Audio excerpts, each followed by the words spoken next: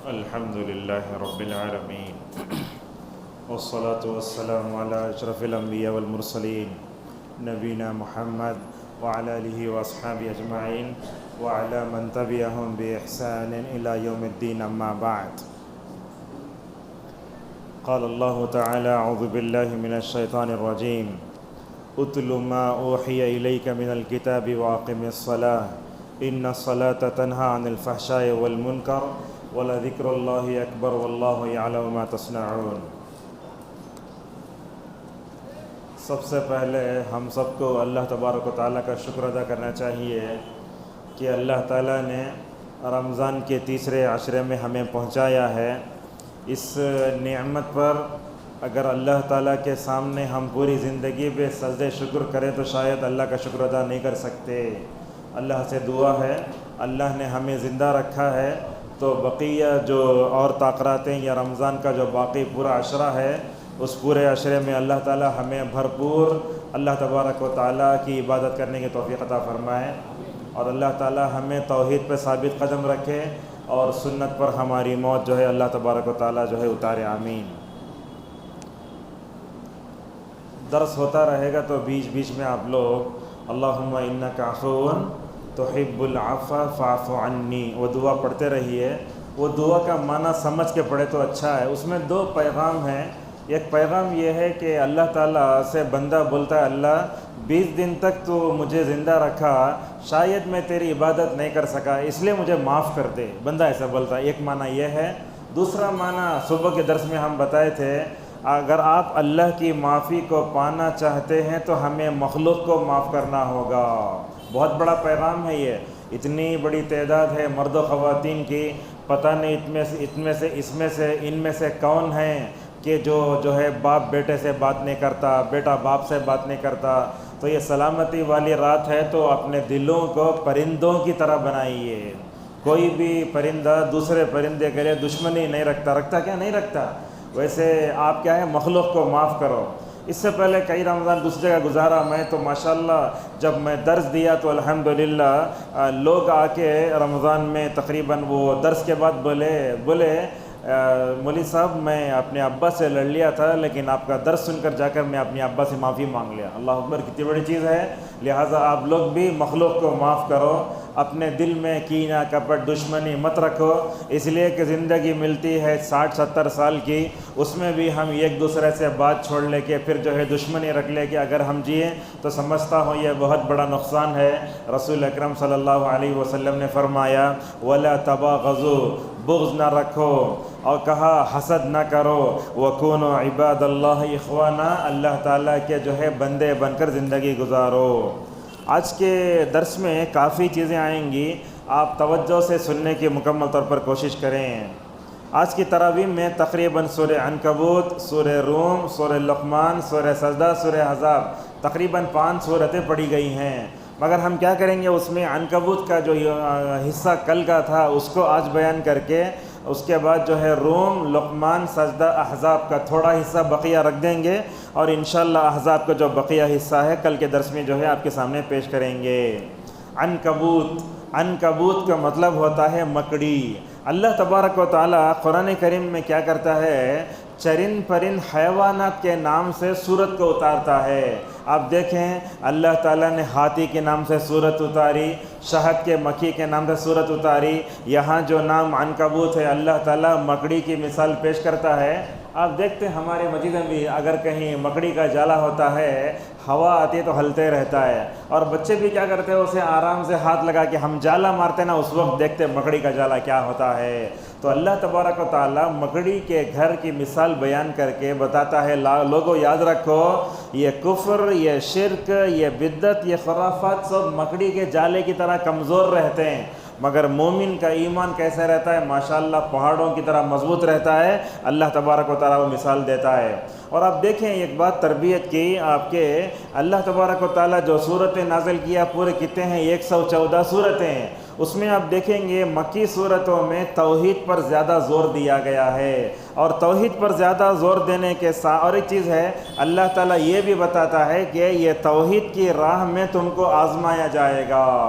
اور ہمارے سامنے ان میں کافی لوگ ہو سکتے ہیں ہم دیکھتے ہیں اہل حدیث مسجد کہیں بھی بنی تو لوگ پریشان ہو جاتے ہیں، وہاں جو ہے لوگ کیا کرتے ہیں، مطلب روڑے اٹکاتے ہیں، پریشان ہوتے ہیں۔ یہ توحید بندہ جب اپنا تانا ساتھ میں تکلیف آتی ضرور ہے۔ اللہ تعالیٰ تو فرماتا ہے الف لام میم احسب الناس ان یقولوا آمنا وهم لا یفتنون، لوگوں نے گمان کر لیا کیا ایمان لانے کے بعد آزمائے نہیں جائیں گے؟ کہا وَلَقَدْ فَتَنَّا الَّذِينَ مِن قَبْلِهِمْ، اس سے پہلے لوگوں کو ہم نے ضرور آزمایا ہے۔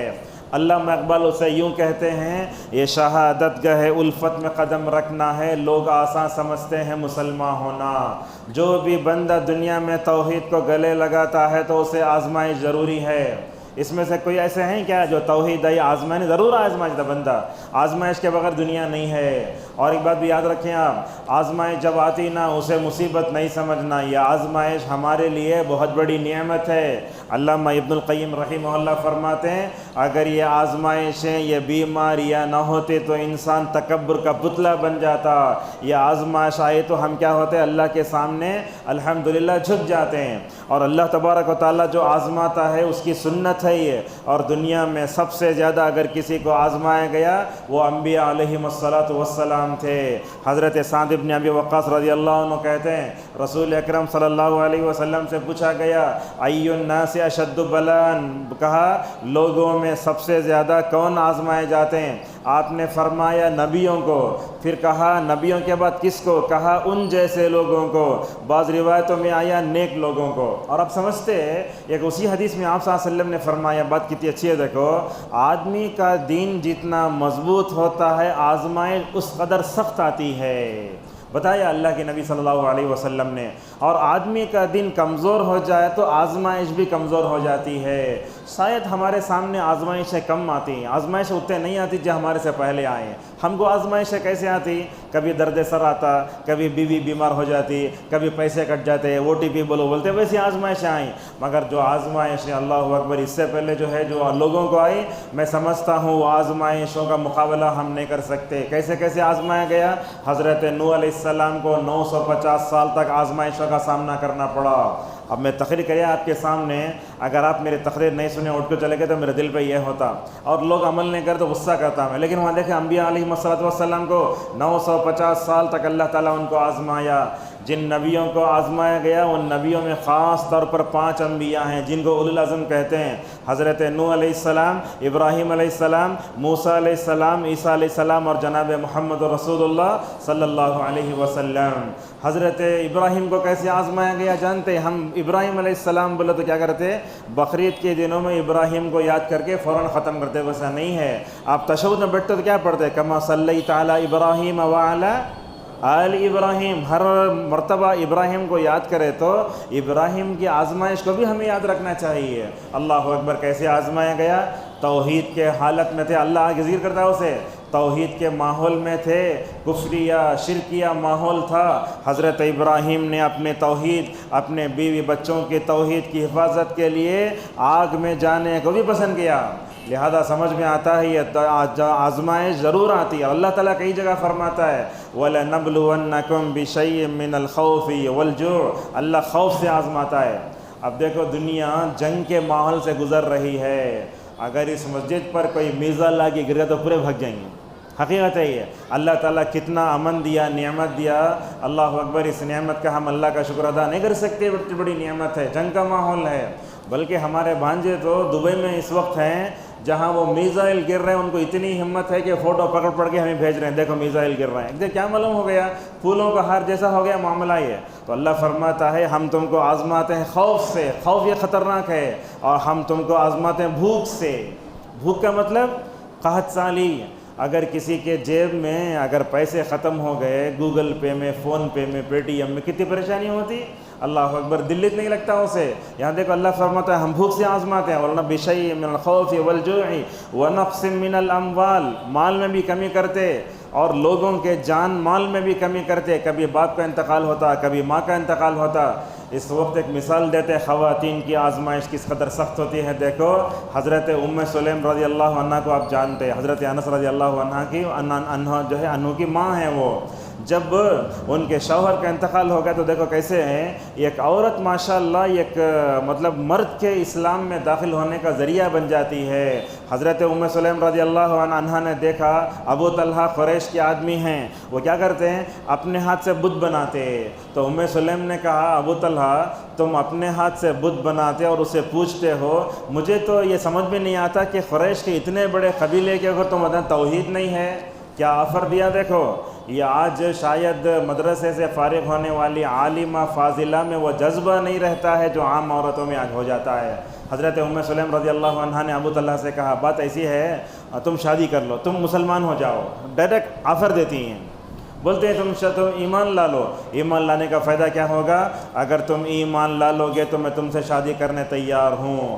حضرت ابو طلحہ رضی اللہ عنہ کے ذہن کے دریچے کھلے، انہوں کیا کرے، ڈائریکٹ رسول اکرم صلی اللہ علیہ وسلم کے پاس گئے۔ اور اللہ کے نبی کیسے چہروں کو دیکھ کر پڑھ لیتے تھے انہیں کس مقصد کے لیے آتا ہے۔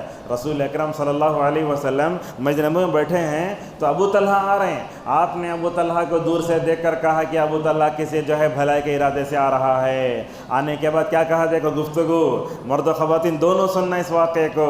ابو طلحہ رضی اللہ عنہ نے کہا یا رسول اللہ تھوڑی دیر پہلے ام سلیم رضی اللہ عنہا سے ملاقات ہوئی، انہوں نے میرے اوپر اسلام پیش کیا اور انہوں نے مجھے یہ آفر دیا ہے کہ اگر تم اسلام لا لیتے ہو تو میں تمہارے سے شادی کرنے تیار ہوں۔ دونوں تیار ہیں۔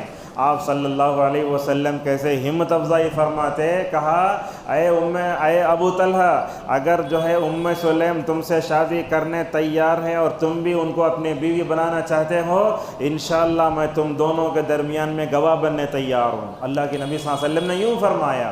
بعد میں شادی ہوئی، بعد میں دونوں سے ایک بچہ ہوا، وہ بچے کا نام تھا عمیر۔ ہمارے پاس کیا ہوتا ہے، بچے بیمار ہو گئے تو ماں باپ زار و خطار روتے ہی رہتے، اور وہ ماں باپ جن کے بچوں کو بڑی بڑی بیماریاں آ جاتی ہیں اگر فنڈ کے لیے اپیل کرے تو ماں باپ خالی روتے سے رہتے، بولنے سے نہیں ہوتا۔ یہ کیا صبر تھا آزمائش پر، دیکھو وہ بچہ کیا ہوا، پیدا ہوا۔ تھوڑی دیر کے بعد دیکھتے ہیں رسول اکرم صلی اللہ علیہ وسلم بھی اس بچے سے کھیلتے تھے، پوچھتے تھے یا عمیر ما فعل نغیر، آئے عمیر تمہاری وہ چڑیا کہاں چلے گئے، چڑیوں سے کھیلتے تھے وہ۔ ایک دن کیا ہوا، وہ بچہ بیمار ہو گیا، حضرت ام سلیم بھی پریشان، ابو طلحہ بھی پریشان۔ ایسا ہوا ایک دن وہ بچے کا انتقال ہو گیا۔ اب بچے کا انتقال ہوا بولے تو اللہ اکبر، ماں باپ کو برداشت کرنے نہیں ہوتا ہے، اور ماں باپ کو برداشت کرنے نہیں ہوتا۔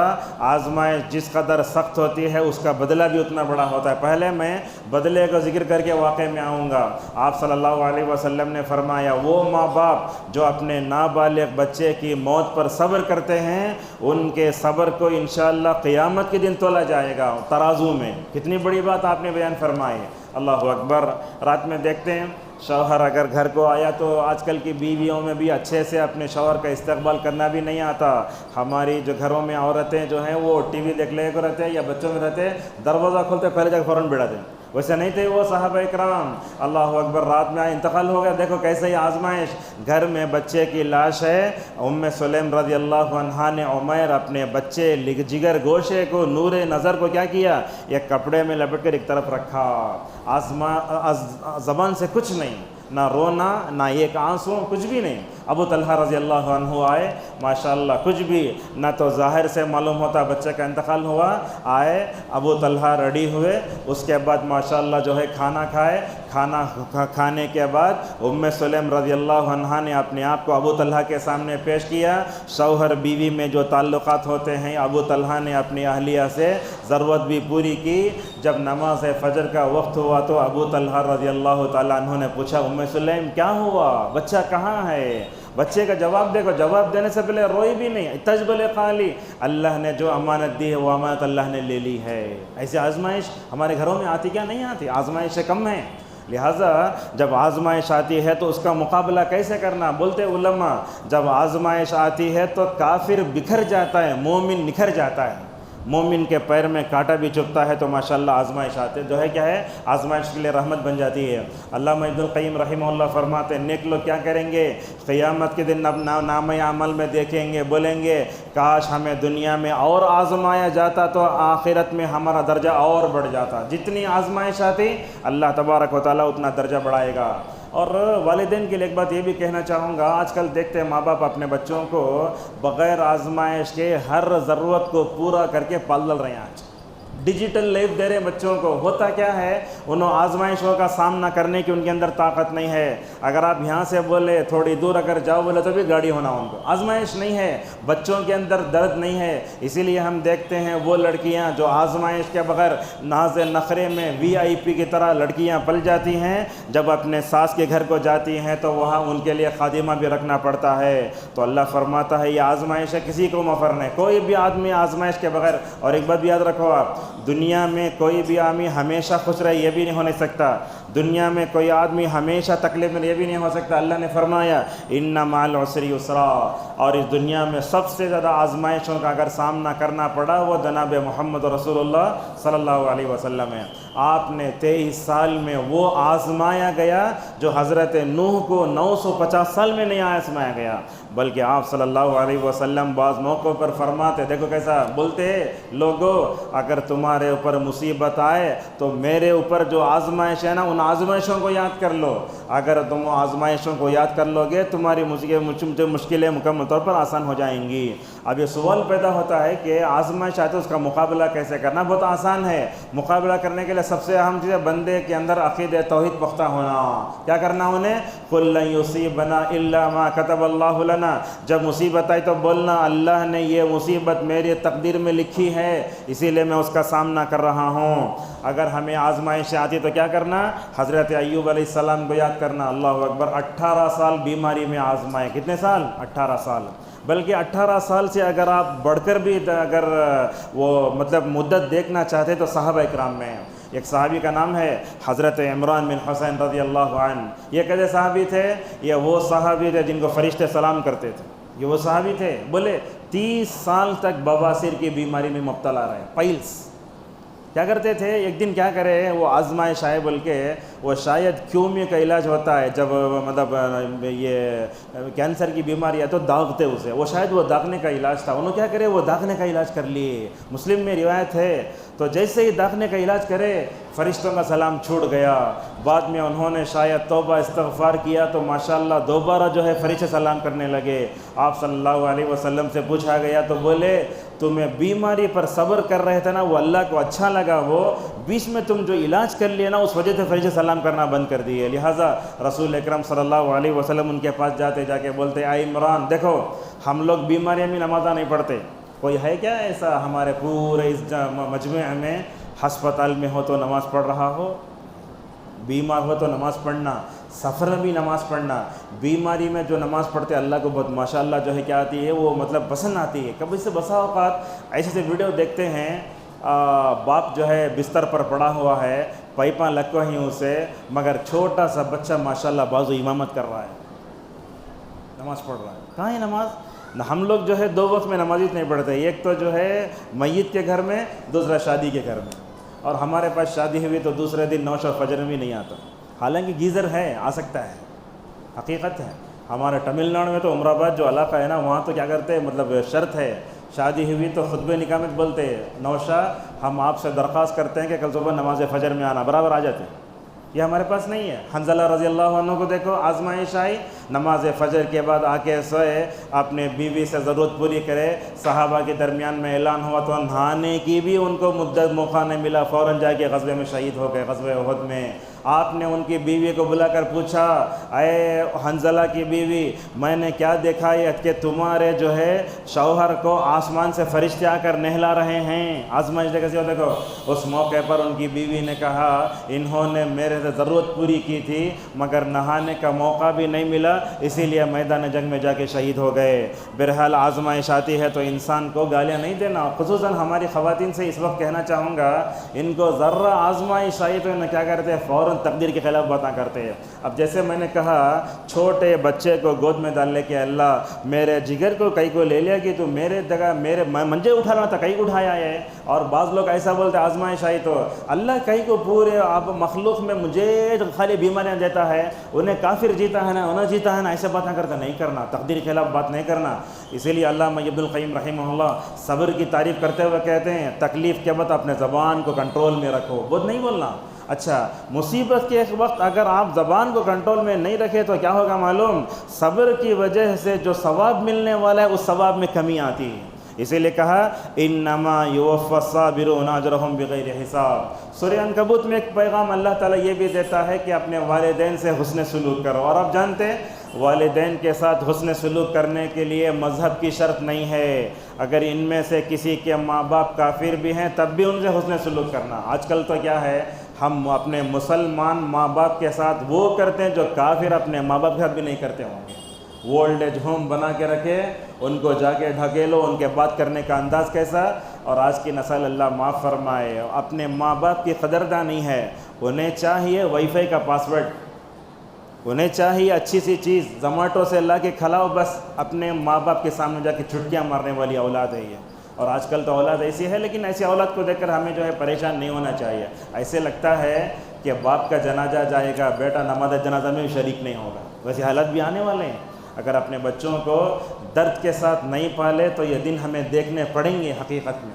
اور یہ جو ماں باپ بچوں کے اندر جو ناقدری ہے نا، اس کو دیکھ کر پریشان بھی نہیں ہونا۔ اس کے لیے دو کام کرنا، ایک تو یہ ہے کہ تہجد کی نماز میں ان کے لیے دعا کرنا، جیسے امام بخاری رحمہ اللہ نے اپنے بیٹے کے لیے دعا کی جب وہ نماز پڑھ کر سوئیں۔ حضرت ابراہیم خواب میں آ کر بولے بخاری کی ماں ٹینشن لینے کی ضرورت نہیں، اللہ تعالیٰ تمہارے بیٹے کے بینائی کو لوٹائے گا۔ جیسے اٹھے امام بخاری ماشاءاللہ اپنی جگہ سے چل کے جا رہے ہیں۔ تو کیا سمجھ میں آتا؟ ماں باپ کی دعا بچوں کا مستقبل بناتی ہے۔ دوسری بات کیا کرنا معلوم؟ اپنے بچوں میں تابعداری پیدا، دعا کرنا۔ کیا دعا کرنا؟ ابراہیم خود تابعدار تھے، اپنے بچوں کے لیے دعا کی ہے۔ بعض علماء یہ بھی بولتے ہیں اپنے بچوں میں تابعداری پیدا کرنا ہو تو کیا کرنا؟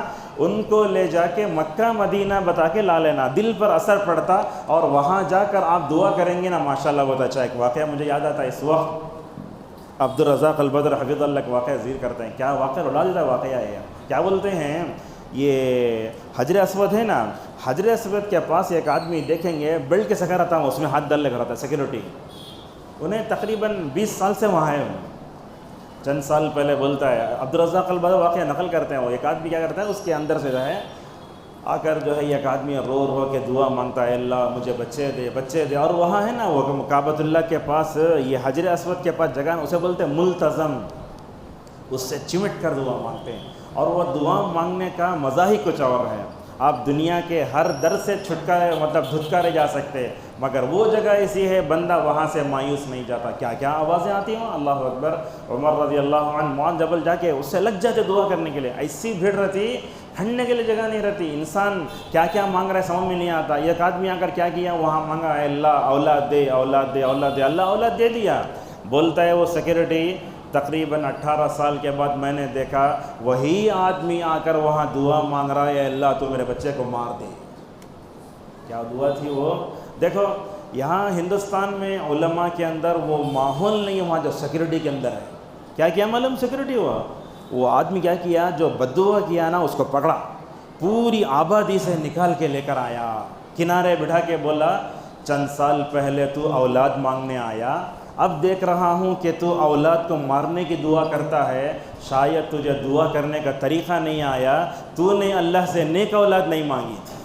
یہ سب سے بڑا پیغام تھا۔ یہ بولتے علامہ قرطبی رحمہ اللہ، اولاد مانگنا کمال نہیں ہے، نیک اولاد مانگنا نبیوں کا طریقہ ہے۔ بعد میں کیا کیا معلوم ہو سیکورٹی، وہ پکڑ کے بولا چل میرے ساتھ دوبارہ وضو کر، جا کے تو جو ہے ملتزم کے پاس کھڑے ہو کر دوبارہ دعا مانگ، اے اللہ تو میرے بچے کو نیک بنا دے۔ وہاں لائیو دعا کا اثر ایسے ہوا ماشاءاللہ، وہ سیکورٹی بولتا ہے تھوڑی دیر بعد دیکھے تو بچہ ماشاءاللہ حالت احرام میں مقام ابراہیم کے پیچھے نماز پڑھ رہا ہے۔ ایسے ہوتے ہیں واقعات، دیہات واقعات۔ کیا سمجھ میں آ رہا ہے؟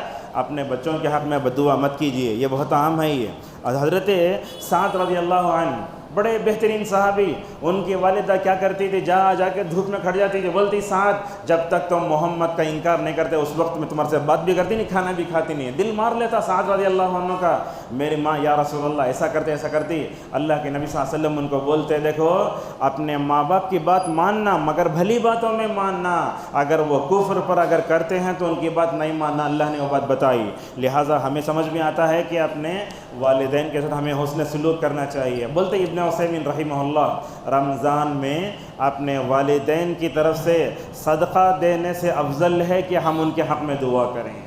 آج کیا ہوتا ہے، والدین کو ہم کیا سمجھ گئے، جا کے دفن کر کے آئے تو نعوذ باللہ ایک ہفتے بعد ان کو بھول جاتے ہیں. یہ صورتحال ہے. کوئی وقت ہم ان کو یاد نہیں کرتے، اور والدین کو بھلانا، ان کے حق میں دعا نہ کرنا، یہ تو جو ہے بندے کے لیے سب سے بڑی بد نصیبی ہے. اللہ کی نبی فرماتے نیک اولاد دعا کری تو ماشاءاللہ ماں باپ کے لیے وہ چیز پہنچتی رہتی ہے. اس روایت آتی ابن ماجہ کی، آپ نے فرمایا جب والدین کا درجہ بڑھتے رہتا ہے جنت میں تو کیا کرنا، بولے پوچھتے کیسا ہو رہا ہے، بولتے تمہارے بچے تمہارے حق میں جو ہے مغفرت کی دعا کرتے ہیں. ایک بات تربیت اولاد کے تعلق سے ایک بات یہ بھی سن لیجیے، ہم اپنے بچوں کو LLB پڑھاتے، MBA پڑھاتے، سب پڑھاتے، مگر آج ہماری اولاد کیا ہے، اپنے باپ کا نماز جنازہ پڑھنے کے لیے تو تیار نہیں ہے. کتنی بڑی بڑی چیزیں دیتے ہیں آپ، نہیں اپنے بچوں کو دیندار بناؤ. اگر باپ کا انتقال ہو جائے تو بیٹے کے اندر نماز جنازہ پڑھنے کی کیا ہونا، مکمل طور پر صلاحیت ہونا. اور اس وقت ایک بات یہ بھی ہے، کامیاب ماں باپ وہ ہوتے ہیں جو اپنے بچوں کے اندر پہچان لیتے ہیں کون عالم بنتا، کون انجینئر بنتا، کون ڈاکٹر بنتا. ہمیں جو ڈاکٹر بنتا اسے زبردستی مدرسے میں ڈالتے ہیں، جو آدمی انجینئر بنتا اسے جا کے وہاں ڈالتے ہیں. نہیں، دیکھنا، اسے پوچھنا کیا بنتے ہو، کیا کرتے ہو. اگر اس کے مطلب رجحان کو اگر ہم جان لیے تو ماشاءاللہ ہم افراد ساری کم اچھی طریقے سے کر سکتے ہیں. تو اب جو ہے ہم جو ہے سب دعا کرتے رہنا، رب ارحمہما کما ربیانی صغیرہ. اور بچوں کو سب سے پہلے جو دعا سکھاتے ہیں وہ یہی دعا سکھانا چاہیے. اس کے بعد اللہ نے فرمایا نوح علیہ السلام اپنے قوم میں 950 سال ٹھہرے رہے. ابراہیم کی مثال، لوط کی مثال، شعیب، اور اس کے بعد قارون کی مثال. اللہ تعالیٰ اس صورت میں ایک بات یہی بتاتا ہے کہ قومی ہلاک کیسے ہوتی ہیں. فَكُلًّا أَخَذْنَا بِذَنبِهِ. قومیں بہت آئی چلے گئیں، مگر قوموں کی ہلاکت کے اسباب میں ایک چیز ہے اللہ کی نافرمانی، دوسرا سبب ہے رسولوں کی تکذیب، تیسرا ہے گستاخی، چوتھا ہے معاشرتی بیماریاں، پانچواں ہے عیش پرستی. ہمارے معاشرے میں بھی ہیں 3 قسم کے لوگ ہیں. ایک ایسی قسم ہے جو تو کیا ہے دنیا کو جنت سمجھ گئے ہیں.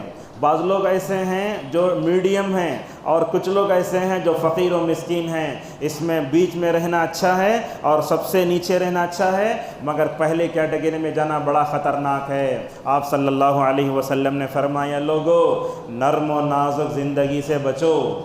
آج ہم دیکھتے اپنے گھروں میں، ہمارے گھروں میں کیا نہیں ہے بولیے، اتنا سامان، ایک جگہ سے دوسرے گھر میں جانا بولا تو 4 ٹرک بھر کو جاتا سامان، اور اس میں بھی کیا 3 ٹرک سامان پھینکنا.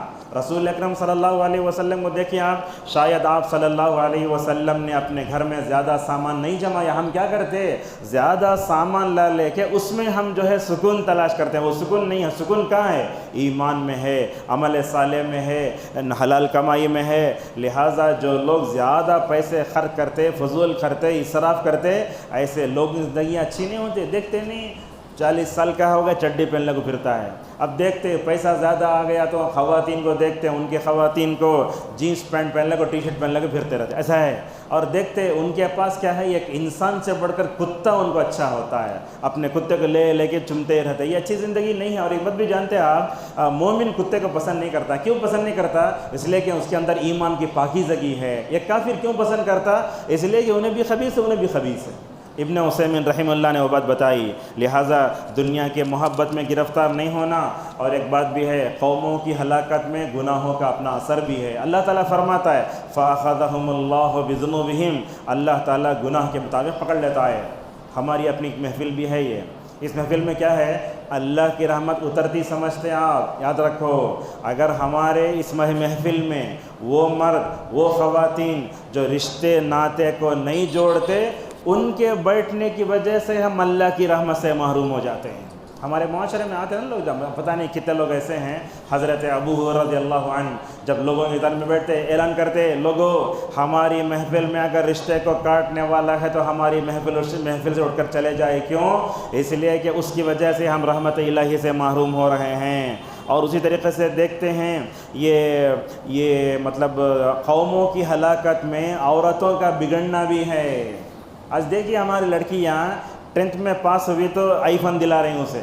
نہ اللہ کا ڈر نہ کچھ. اور اللہ تو رحم فرمائے لڑکیوں میں بغاوت شرارت اور اپنے ماں باپ سے گستاخی جو ہے وہ لڑکیوں میں بھی لڑکوں میں بھی نہیں ہے, وہ اتنی خطرناک ہے. لہٰذا رسول اکرم صلی اللہ علیہ وسلم نے فرمایا بنی اسرائیل پر جو عذاب آیا نا سب سے پہلے عورتوں پر ہی آیا. آپ جانتے عورت کو جو پیریڈ حیض ہوتی نا وہ اصل میں شاید وہ دن پہلے کم تھے, وہ اللہ نے بڑھا دیا. علامہ ابن حجر رحمہ اللہ کہتے ہیں بنی اسرائیل کی عورتیں نماز کو آئی تو بن ٹھن کو آتی تھیں, وہ جب آتی تھی تو مرد جو ہے ان کو دیکھ کر فتنے میں پڑ جاتے تھے.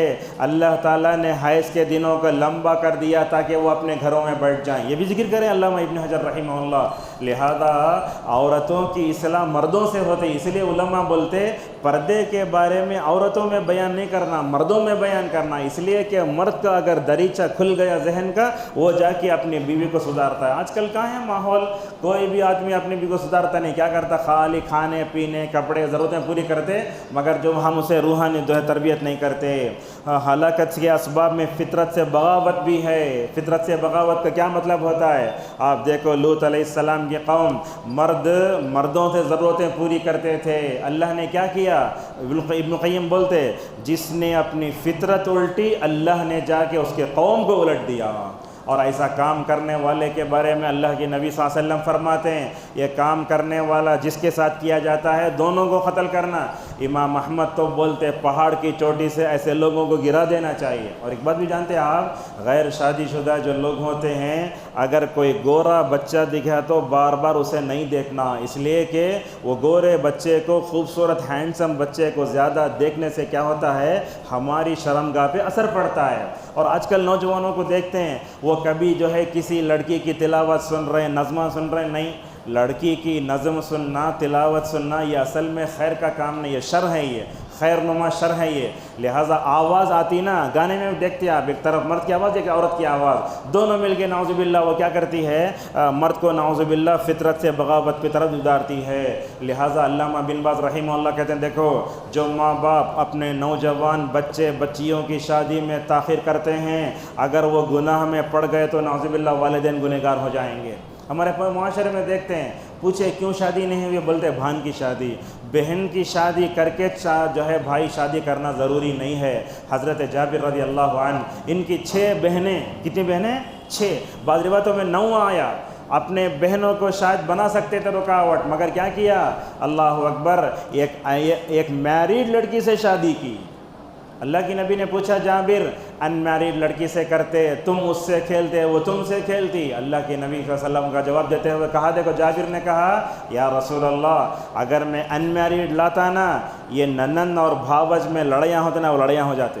میں ان میریڈ کیوں لایا بولا تو اس کے اندر تجربہ رہتا, وہ آئے گی تو میرے بہنوں کو چوٹی ڈالے گی, میرے بہنوں کو یہ کرے گی. تو رسول صلی اللہ علیہ وسلم کے زمانے میں ننند اور بھابھی میں جو ہے رشتہ تھا وہ آج نہیں ہے. لہٰذا بہنوں کی شادی کر کے کرنا یہ ضروری نہیں ہے. زنا یہ بھی خطرناک ہے. سود, میں بار بار بولتا ہوں یہ چیز, دیکھتے ہیں لوگ لون لے کے گھر بنتے ہیں, وہ گھر برکت نہیں ہوتی, اس میں رحمت کے فرشتے نہیں آتے. EMI آتا نا, یہ جو گاڑیاں لیتے وہ بھی غلط ہے. فون لیتے کچھ لوگ, اب میرے پاس جو ہے OnePlus ہے, لے جا کے دیا ہلکے کیا ہے OnePlus کا نیا چیز لے لیتا. کتنے پیسے آتے اس میں, 50,000, اور اوپر جو ہے ہر مہینہ بنتے رہتا. کیا ضرورت ہے.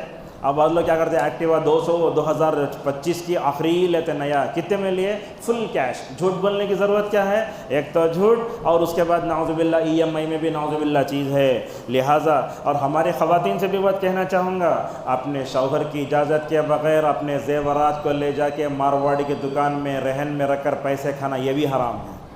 ہماری خواتین چاہتی ہیں, کرتی ہیں سب کام, کئی کتنے ہیں جا کے گھر کا پترم رکھ ڈالے, یہ رکھے وہ رکھے, ساری چیزیں دیکھتے ہیں.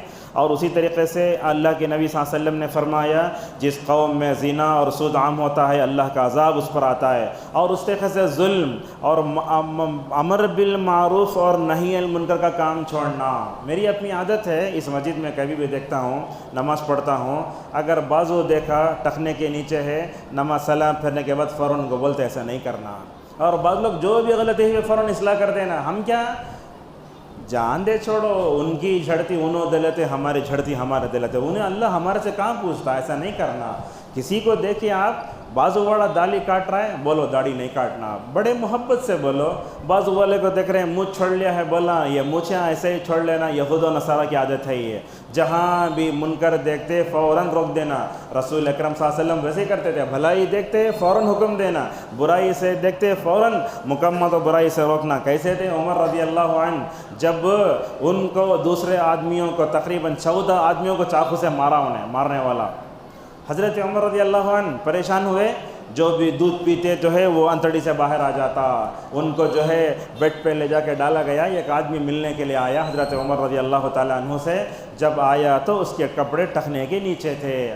ہمیں تو کیا بولتے ہیں، چھوڑ ڈالو جان دے، انہیں جا کے اپنے رب کو جواب دلاتا۔ بولے عمر رضی اللہ عنہ کیسے بیماری کی حالت میں غور سے دیکھے اسے، جب آ کے ملا عمر کی تعریف بہت کریا، امیر المؤمنین فلاں فلاں جنت۔ جب وہ جانے لگا بولے ردو عن الغلام، بولے بلاؤ اسے، کیا؟ بولے دیکھو تمہارے کپڑے ٹخنے کے نیچے ہیں۔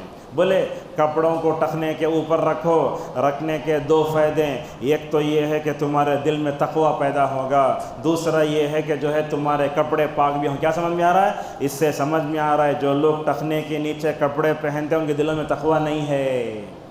ایسا کیا فوراً بعض لوگوں کو دیکھتے ہیں پہن لیتے شو ساکس لڑا لگ جاتے رہتے، ہمارے نوشو بھی آتا پورا پہن لے فوراً اسے۔ بلکہ میں عمر آباد میں انجمنوں کا ذمہ دار ہوں، طلبہ کو بول کے رکھا ہوں تقریر کرنے آئے تو بھی ٹخنے کے اوپر رہنا، اور جب ہم اپنے بچوں کو لے جاتے ہیں ٹیلر کے پاس انہیں ٹیپ لے کے نیچے تک پڑھاتے ہوئے ہمیں دیکھ لگ رہتے اسے۔ اللہ اکبر، اللہ جزائے خیر دے عبداللہ جولم حفظہ اللہ کو، انہوں اگر کوئی پینٹ ٹخنے کے نیچے پہنتا رہا بولے تو پینٹ لا کے برابر ناپ ٹیپ لا کے کٹ کر کے دیتا آپ پہنو۔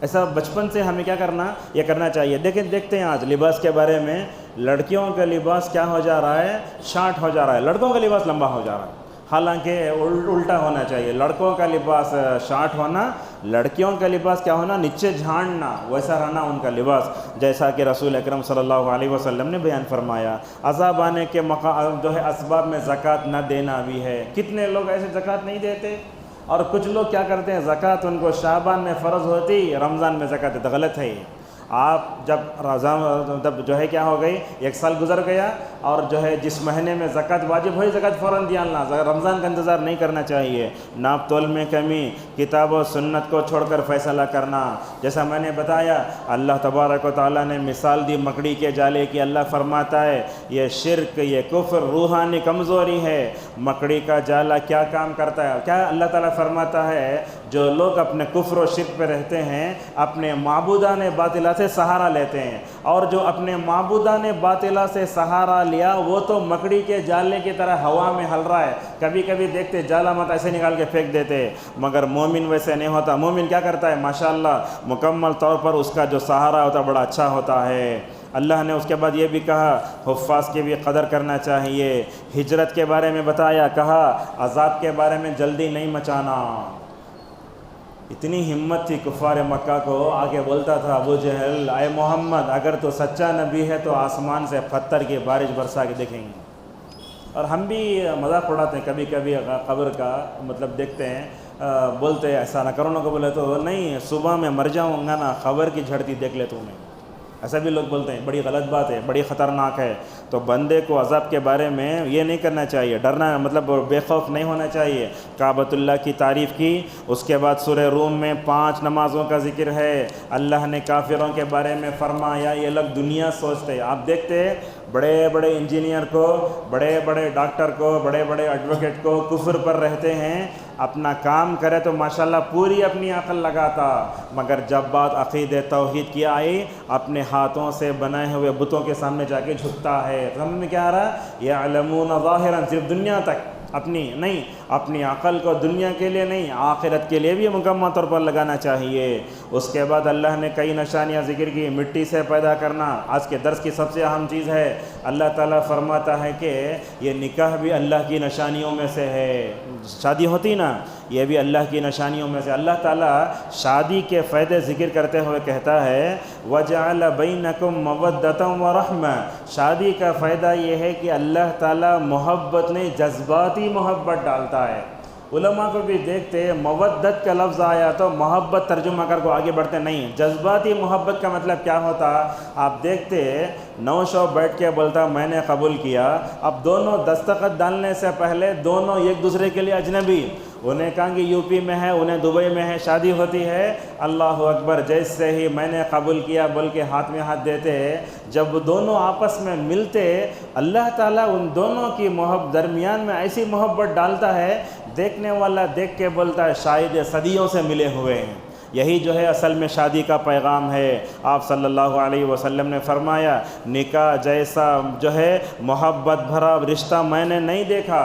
اور ایک بات بولتا ہوں، شادی والوں غور سے سنو، جو لوگ شادی شدہ یاد رکھو، اپنی بیوی سے عشق کرنا، اپنی بیوی سے محبت کرنا یہ بھی عبادت ہے. آپ اپنی بیوی کو محبت کی نگاہ سے دیکھتے ہیں، آپ اپنی بیوی کو کیا کرتے ہیں، مطلب محبت کے پیار میا کی نگاہ سے دیکھتے ہیں، اس میں بھی ثواب ہے. اگر آپ یہ محبت جا کے دوسرے لڑکیوں سے کہا تو کرے تو کیا ہوتا؟ وہ بڑا گناہ ہو جاتا. آج یہی ہو رہا ہے زندگیوں میں، بیوی شوہر میں محبت نہیں ہے، بچے ہو گئے ہیں، اب فلاں لیے طلاق لے تو انڈیا میں دوسری شادی بھی نہیں ہوتی، مجبوری کا نام گاندھی بولتا نا، ویسے زندگی. آج لوگ کیا کرتے ہیں، ایسے ہی کیا ہے، ایسے ایسے مثالیں آتے ہیں، اللہ معاف فرمائے، ہمیں خود جانتے. بوڑھے کے بل سفید ہیں، وہ بوڑھی کے بل بھی سفید ہیں، دونوں لڑ کا ہے تو بول رہے ہیں مولوی صاحب 25 سال ہو اپنے شوہر سے بات کر کے. کیا ہو رہا ہے؟ یہ شیطان لڑا تھا معلوم نہیں.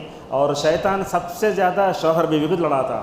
جب شیطان کیا کرتا ہے، اپنے تخت کو پانی پر رکھتا ہے، جا کے لڑاتا ہے، بولتا ہے جاؤ.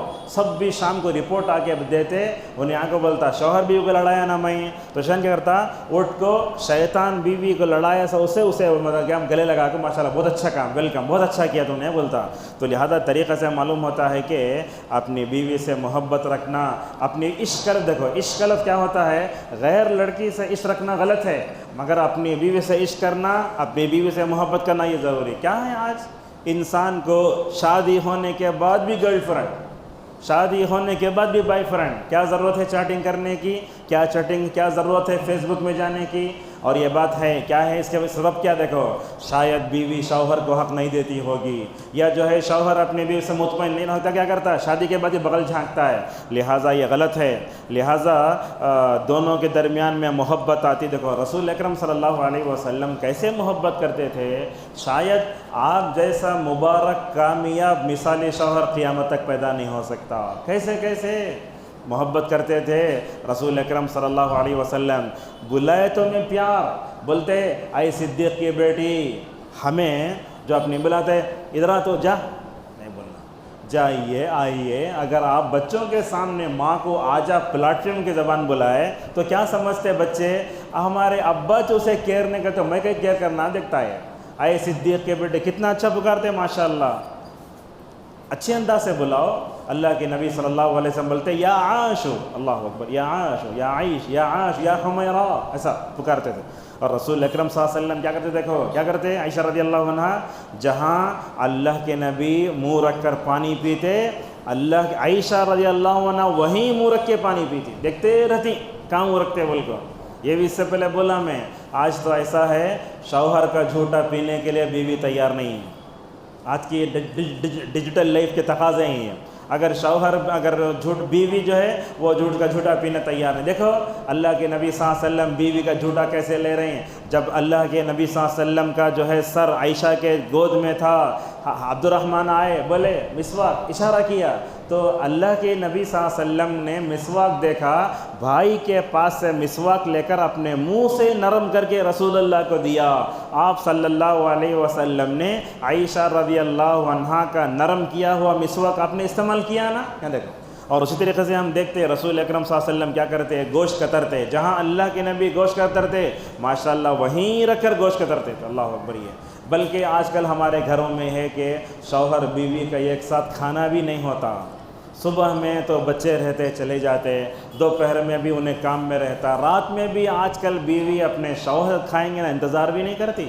حسن بصری رحمہ اللہ کی بات بولتے ہیں، لوگوں اپنے ماں کے ساتھ کھانا نفل حج سے بھی افضل ہے. اس طریقے سے ہمیں اپنی زندگی میں کیا کرنا، محبت کرنا چاہیے. دیکھو حضرت ایک صحابی ہیں، وہ رسول اللہ سے پوچھتے ہیں یا رسول اللہ آپ کو کون پسند ہے دنیا میں. تو اللہ کے نبی بولتے عائشہ. دوسرا نام بول سکتے تھے نا, ابو بکر نہیں, کون عورتوں میں کون, بولتے عائشہ. پوچھنے والا نے پوچھا مردوں میں کون, کہتے ان کے باپ ابو بکر رضی اللہ عنہ. بولتے اگر میں زیادہ پوچھتا تو شاید میرا نام بھی آپ صلی اللہ علیہ وسلم لیتے. اور یہ بات بھی یاد رکھیں, اپنی بیوی سے محبت کرنا عبادت ہے, اپنی بیوی سے اچھے انداز سے پیش آنا. مرنے کے بعد بھی رسول اکرم صلی اللہ علیہ وسلم اچھا یاد کرتے تھے.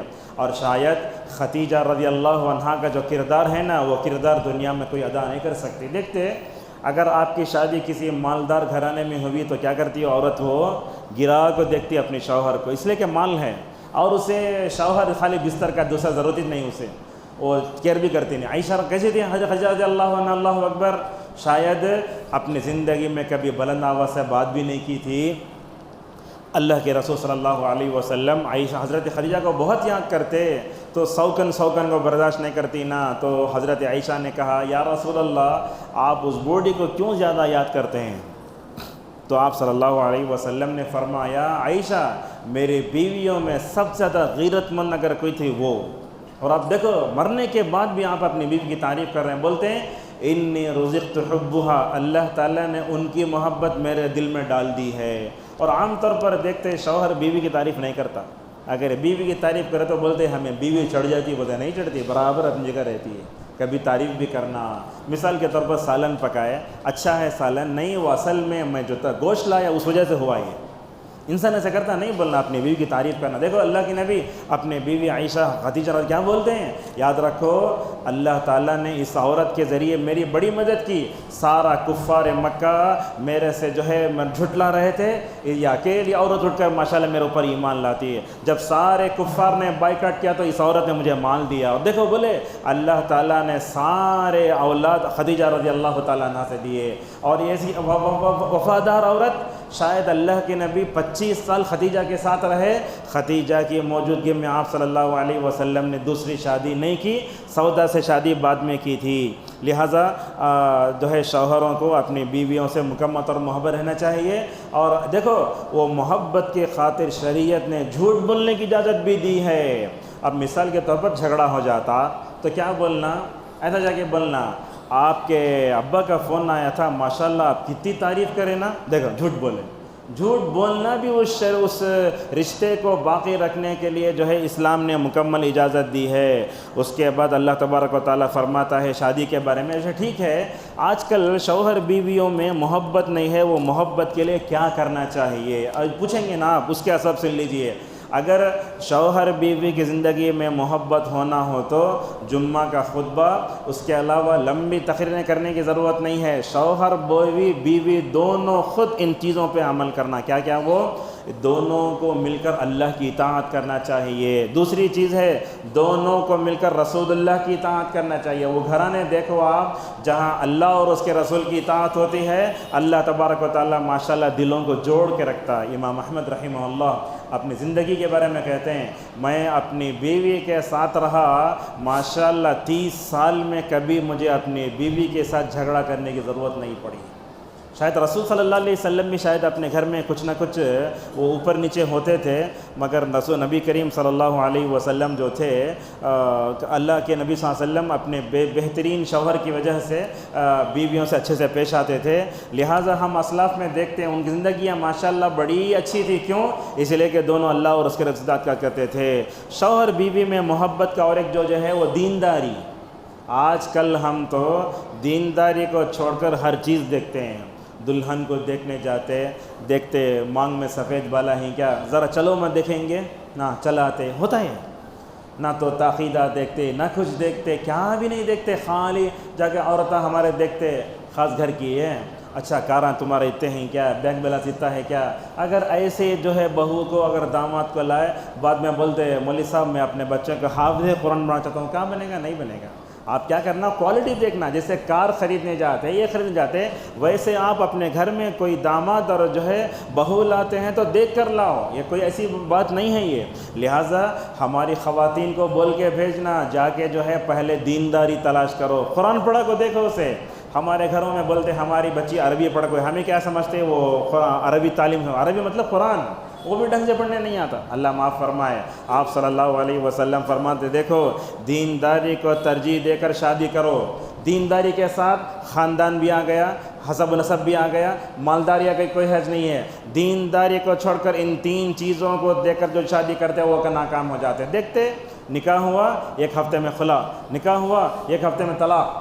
علامہ البانی رحمہ اللہ کہتے ہیں جو بندہ دینداری کو بنیاد بنا کر شادی کرے گا اللہ تعالیٰ کامیاب کرے گا۔ اور ساتھ میں ایک دوسرے کو سمجھنا، ہمارے پاس کیا ہوتا، شوہر غصہ ہو گیا تو بیوی سامنے کھڑے ہو کر خینچی کی طرح زبان چلاتی، اگر بیوی غصہ ہوئی تو شوہر ایسا مطلب لڑائی ہوتی، اور ہوتا دیکھو ایسے حالت پیش آتے ہیں، شوہر بیوی لڑا ہو گئی، میں جاتا ہوں تمہیں چلا جاؤ، طلاق طلاق طلاق، ایسے چیزیں آتی ہیں۔ کبھی دیکھتے آ کر بولتے لوگ، حیدرآباد میں محبوبیہ مسجد کے بازو میں بیٹھا ہوا ہوں، ایک شوہر بیوی پریشان آئے ہیں، نہ تو پردہ ہے نہ کچھ ہے، بولتی ہے میرا شوہر مجھے 90 مرتبہ طلاق پکار ڈالے صبح سے اب تک۔ ایکسلنٹ ہے، اب کیا کروں سمجھ میں نہیں آ رہا ہے، تین نہیں ہوئے، کیوں ہوئے، وجہ کیا، فلاں، وجہ کیا بولے تو میرے 3 بیٹیاں ہیں۔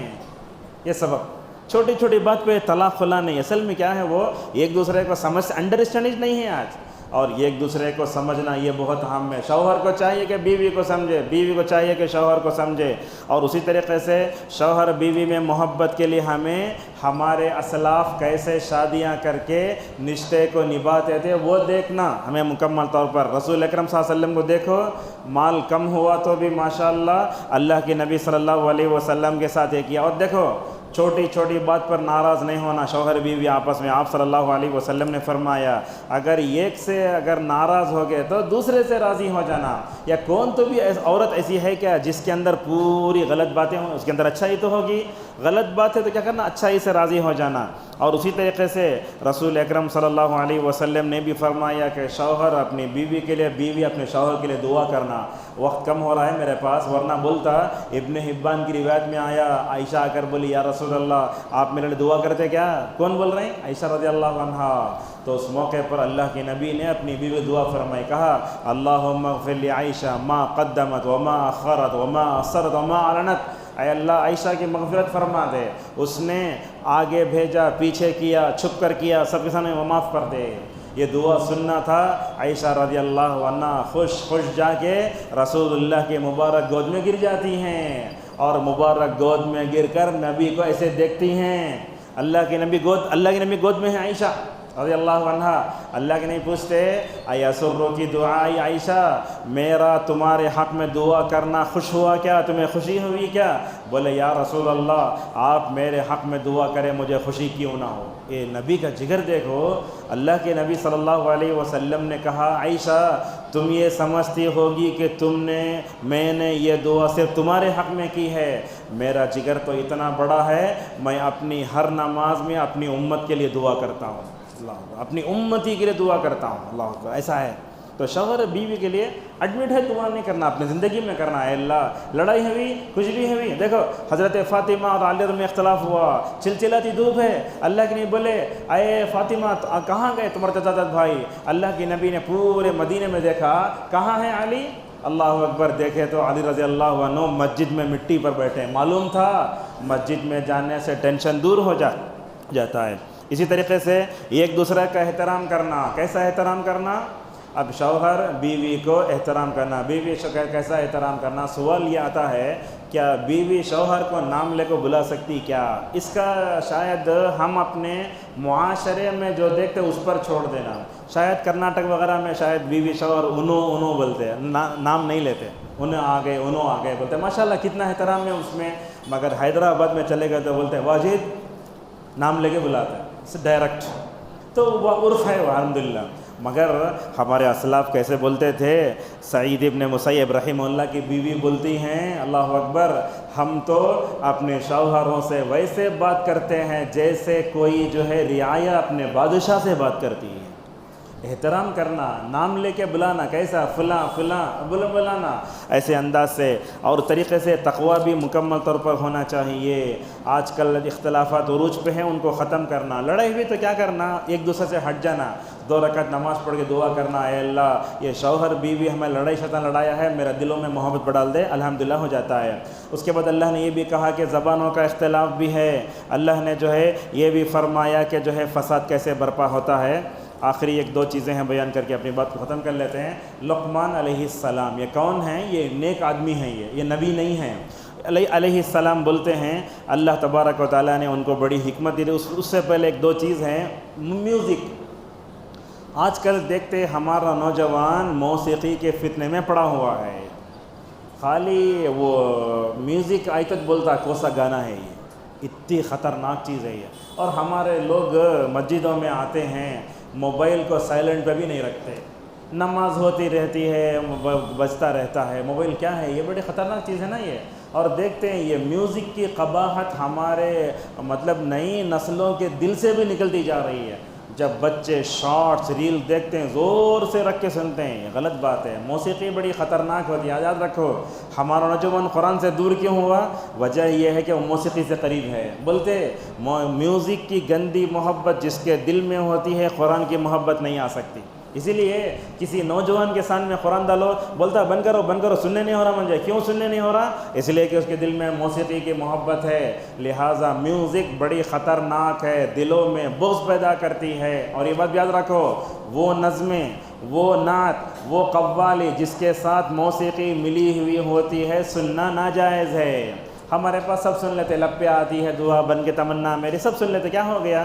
ہمارے گھروں میں بھی میوزک سنتے ہیں۔ حضرت عمر رضی اللہ، ابن عمر کے بارے میں آتا ہے، اگر مدینے میں کہاں سے بھی میوزک کی آواز آئے تو کانا بند کر لیتے تھے۔ اچھا آپ جا رہے ہیں کار میں یعنی تو بس میں، انہیں ڈرائیور میوزک لگاتا، کیا کرنا؟ اس کے لیے 2 علاج بتائے علماء نے۔ کیا ہے؟ اگر آپ اس کو جا کر خاموش کروا سکتے ہو تو کرواؤ۔ کبھی ماشا دروازہ مطلب کیا کرتا ہے، میوزک ساؤنڈ کم کر لیتا ہے۔ دوسرا کیا؟ دوسرا یہ ہے آپ اپنے کان میں بلوٹوتھ رکھ کے اس سے اپنے آپ کو بچا سکتے ہیں۔ 2 چیزیں ہوئی۔ تیسری چیز یہ ہے، اگر میوزک کے فتنے سے بچنا ہی چاہتے ہیں، جہاں میوزک ہے اس میں جانا ہی نہیں چاہیے۔ خصوصاً یہ سول بساں جتنے ہیں نا، انہیں کیا کرتا، میوزک ڈال کر چلاتا۔ بعض لوگ کیا کرتے، ڈرائیوروں کو دیکھتے میوزک کئی کو ڈالا، بولے تو انہیں میوزک نہیں سنا تو سو جاتا ہوں کہتا۔ حالانکہ یہ بات غلط ہے۔ لہٰذا موسیقی سے جہاں تک ہو سکے ہمیں دور رہنا چاہیے۔ اس کے بعد حضرت لقمان علیہ السلام نے اپنے بیٹے کو کیا نصیحت کی؟ آج ہم اس پر مکمل طور پر چلیں۔ سب سے پہلے اپنے بچوں کو شرک سے روکا۔ آج بھی دیکھتے بیوی کے ہاتھ میں کالا دھاگا ہے، ہرا یہاں بن لی ہے، اور پتہ نہیں اندر کہاں کا اور ہے نہیں معلوم ہوتا، ظاہری طور پر نظر آتا ہوا۔ ہمیں کیا کرتے ہیں، کیا بھی نہیں، چھوڑ ڈالا ایسا۔ ابن مسعود رضی اللہ عنہ دیکھے ان کے بیوی زینب کے ہاتھ میں دھاگا ہے، پوچھے کیا یہ؟ نہیں، ہمارے امی کے گھر میں جا کے جادوگر بنے۔ ابن مسعود رضی اللہ عنہ خاموش نہیں تھے، معلوم تھا اگر میں آج اس کو ختم نہیں کیا تو میری نسلوں میں شرک آئے گا۔ کاٹے دھاگا، کاٹا، وہ دھاگا کاٹ کو بولے عبداللہ کا خاندان شرک سے پاک ہے۔ اللہ اکبر، ایسے کرنا۔